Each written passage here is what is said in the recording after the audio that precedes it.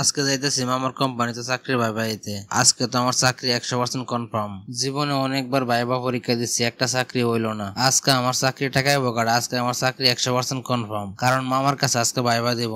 চাকরিটা যদি একবার হইয়া যাকালে তাহলে বিয়াটা এবার করলাম তাড়াতাড়ি। চুল দাড়ি সব পাকিয়ে গেছে, একবার বুড়া মানুষের লাগান দেখা যায় এখন আমারে। যাই মামার কাছে ভাইবা চাকরিটা কনফার্ম করে তুই আসি আজকে। মামা আমি চলে আইছি।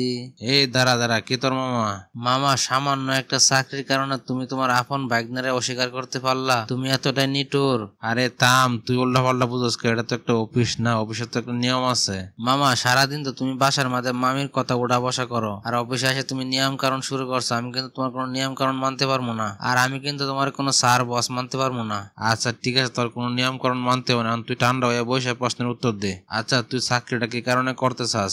আমার অনেক বয়স হয়ে গেছে, আমি এখনো বিয়ে করতে পারি না, তাই চাকরিটা আমার খুব দরকার। চাকরিটা হলে আমি একটা বিয়ে করব। আচ্ছা ঠিক আছে, আমি বুঝলাম তুই বিয়ে করবি, তাহলে বিয়ের সাথে চাকরি কি সম্পর্ক?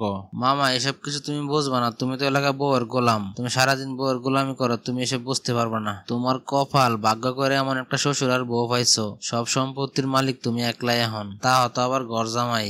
এই তুই একটু আস্তে কথাবার্তা বল, মানুষ আবার শূন্য ভালাইবো। আচ্ছা তুই বলতো দিই, বাংলাদেশের রাজধানীর নাম কি? মামা বাংলাদেশের রাজধানীর নাম তো এলাকা আমেরিকা।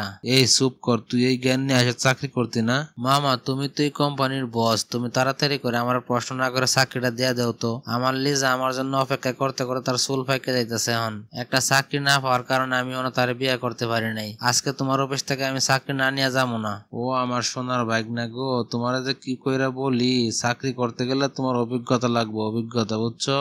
মামা তুমি যদি আমার চাকরি না দাও তাহলে কিন্তু আমি বাসায় যাই মামিরা সবকিছু বইলা দেবো। কি বলবি তুই? হ্যাঁ, আর যা বলার তুই বলতে পারস, তারপরে আমি তোর চাকরি দিব না। ঠিক আছে আমি বাসায় যাই বলবো মামিরা তুমি লোকায় লোকায় সিগারেট খাও, আর অফিসের একটা মেয়ের সাথে তোমার সম্পর্ক আছে, আর মামি ঘুমাইলে তুমি রাত্রেবেলা নাইট ক্লাবে যায় অনেক কিছু করো। একবারে সবকিছু বইলা দিবো, আমার কাছে ভিডিও সহ আছে।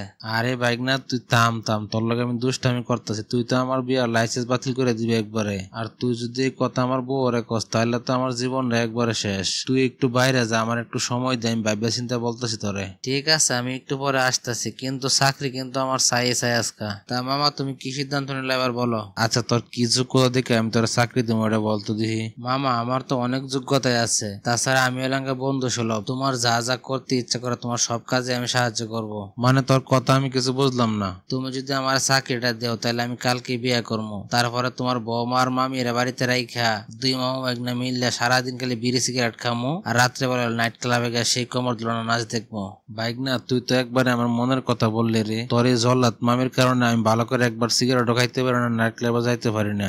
মামা তোমার মনে যত দুঃখ কষ্ট আছে সবকিছু আজকে আমার কাছে মন করলে বলতে পারো, কোনো সমস্যা নাই। আর বাইক না কইস না, তোর মামি তো হলো একটা খাডু, সেই কাইল্লা। তারে কালি বিয়ে করছে আমি সম্পত্তির লোভে, তা না হইলে কে বিয়ে করতো ওটারে? না আছে চেহারার ডক, না আছে কোনো সৌন্দর্য, একবারে একটা আডার বস্তার লাগান দেখা যা। মামা তুমি কিন্তু এবার শেষ। কিয়া? তুমি এতক্ষণ বড় যা যা বলছো আমি সব কড়া কথা তোমার রেকর্ড করছি। এখন যদি কালে তুমি আমার কথা মতন না চলো তাহলে কিন্তু খেলা হইব।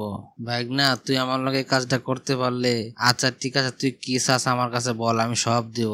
মামা আমি কোনো সাধারণ পদে চাকরি করতে পারবো না, আমারে কিন্তু সরাসরি একবারে ম্যানেজার বানাইতে হবো। এই তুই এটা কি বলতেছস? হ্যাঁ, আমাদের তো ম্যানেজার আছেই। তাতে কি আছে, এখন প্রমোশন না দিয়ে ডিমোশন দিয়ে নিচে নামায় দেও, তা না হইলে কিন্তু মামা চিচিং পাক।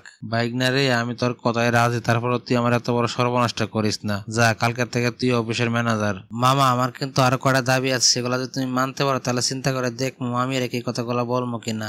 চাকরি তো তোরে দিলাম, তাহলে আর কি?